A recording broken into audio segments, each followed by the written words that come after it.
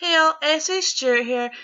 This is just a quick video for a video response to Stephany Karlson's in-law trouble. I was like halfway through typing it out, then I was like, you know what, I'm just a lot easier to make a video about it. I apologise for being like really messy, but it's like just after 11 PM at night, so I'm in my pyjamas and stuff. But I was going to wait until tomorrow to do this video, but I thought I'd get it done in case I forgot, because I am very, very absent-minded. Anyway, I sent you a comment about my advice, about not letting them push you away from your happiness. I think that's important. I mean, I know it's not easy. It never is when you're not wanted. It's the most horrible feeling ever. But don't let them push you away from your own happiness. I agree with SG Littlewood. Maybe try and reach out to at least one of them, just to make sure that they are aware of how you feel.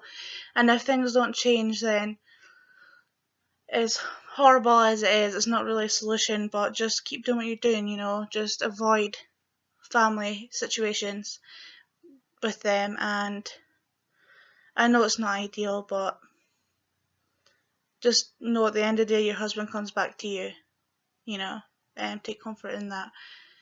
It's not an ideal situation, but you gotta make the most of the situation you're in, you know.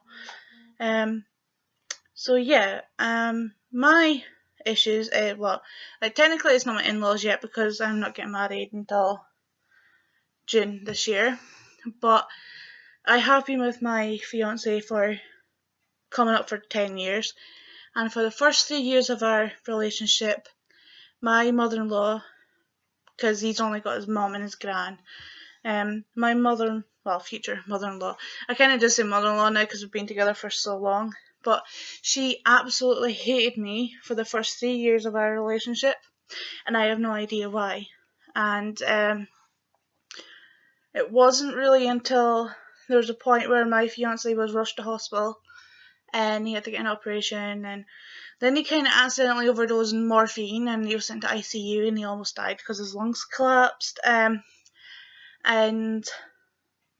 this video somewhat kind of ties in with Adam Waters' video about her family, because my other half's mum, I would say she's an alcoholic. I really would.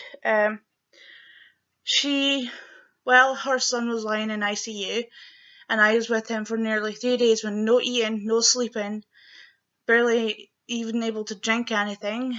I just sat by his side while she was out at the pub having pub lunches, getting drunk with her then partner and his brother, while her son lay in hospital. And it wasn't until apparently she realised that I loved him and I will look after him, that she said she started to like me. But even now, after nearly 9 years, I don't even know where to start with this. Right, I understand, you know, it's her only child. He grew up with only his mum and gran.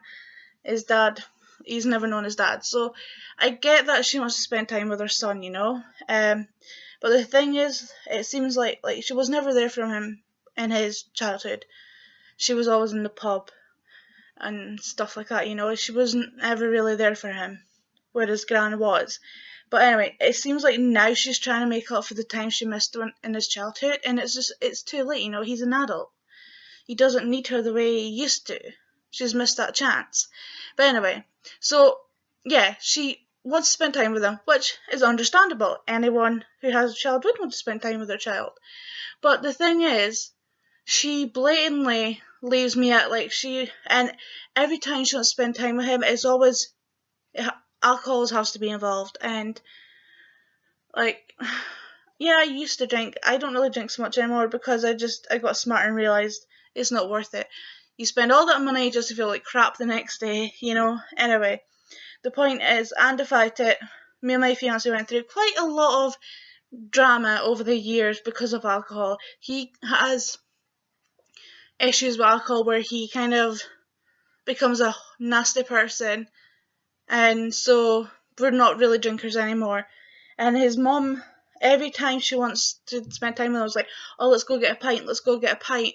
She honestly just can't seem to spend time with him without being at the pub, you know? And that really bugs me for starters, because it's like, you might be an alcoholic, but don't drag your son into it, you know?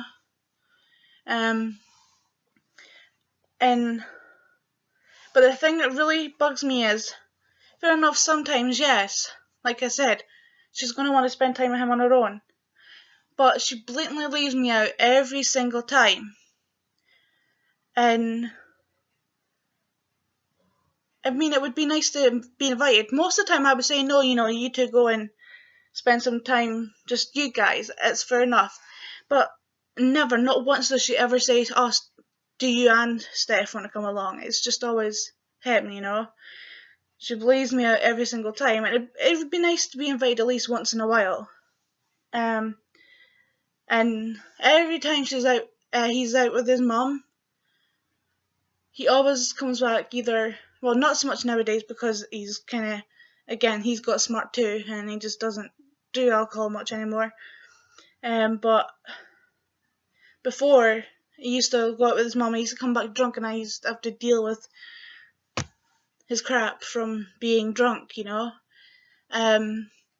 So I've started that every time he started to say no to his mum to like go out to the pubs that I'm shooting. He's like, you know, if you wanna come and see me, come up to the house and have a cup of tea or whatever, you know. So usually she'll come up to the house and we'll just have a cup of tea, and I will just stay in the bedroom. And then she keeps asking Alan why I never come through. And she thinks I don't like her and stuff like that. I'm like, you moan when I'm always around, you moan when I'm not around. You know, it's just like, seriously, what is your problem? She honestly just really does my head in. I'm trying to give her the time alone she clearly wants with her son, and then I get accused of not liking her. And if I joined them, if I went to my living room and she was here and joined them, I'd probably get accused of never letting her have some alone time with her son. I can't win. So yeah, but she claims that she likes me now, but she excludes me from everything. I don't get it. I really just don't get it. My hair's being weird. His gran, on the other hand, I love his gran, but his mum, I don't hate her, but I just can't be doing with her drama, you know. And it's just, another thing she does that really bugs me is, I think she thinks that I can control him, because she'll, like, whenever his back is turned, like, I don't know, say he's gone off to another room and we're alone in the room or whatever, she'll be like, oh, can you get him to do this, this and this? I'm like, no, I don't control him, he can do what he wants. And she'll always have a bitch and moan about this, that, or the next thing behind his back. Now, like, I tell him, because we don't have secrets, I tell him, like, but I feel bad, I feel like I'm constantly bad-mouthing his mum, which can't be nice for him, you know, but I don't want to lie to him and say, like, or not say, look, but say nothing, and, you know, I don't know what to do about that fact. She always does it. Whenever we and her are alone, she'll end up saying something, like, you know, trying to get me, because his mum is very particular. Like, she likes everything done her way or no way, and because we don't live our life her way, she'll try and get me to, like, oh, get him to do this, or he really needs to get this, you tell him, get him to help, or something like that, you know. And she'll bitch about this, that, and the next thing, and she only does it when he's not around. She only does it to me like I have some sort of control over him. I don't control what he does. And it just bugs me to no words, apparently. it's just really frustrating. You know, I don't know if she likes me or not, because I don't understand why he'd say he likes someone but constantly exclude them. I don't get it. Like I said, I can understand that she wants time with her son, that's fair enough, but to exclude me every single time, to not even offer. And to begin with, what made it worse is he saw this and he let it happen. But now he realizes, because I told him how I felt, because again, I didn't want to keep secrets from him. I just said, look, you know, I don't mean to sound mean or nasty or whatever, but I really feel like your mum was excluding me from everything. I'm always left behind while you two go out and do whatever, you know. Like most of the time, like I said, I'm not much of a drinker, so I wouldn't want to go to the pub. So I would say no, but it's the thought. It's that, you know, it'd be nice to be offered. And the fact that he always let it happen, not he didn't let it, you know, he doesn't control her, but he should say something. I feel like he should have said something like, you know, like, why can't Steph come, or can Steph come, or why are you not inviting Steph, or something, you know. He just seemed to not care. This was a few years ago now, because like I said, now he's over that. He's realised, and he doesn't go to the pub with her all the time, and I just can't be doing with it, because like I said, half the time he'd go out with her, get drunk, come home, and I'd have to deal with his issues. He's the type of person that gets, I guess, he changes, just he becomes a completely different person, becomes a bit of an idiot in the worst possible way, you know. He's just not a nice person when he's drinking. So, and he's realised that as well now, so we don't care about drinking anymore, as mum does, and she doesn't like that fact, because their whole family are alcoholics on his side, pretty much. There's not a single family event that is not held in a pub of some sort, you know.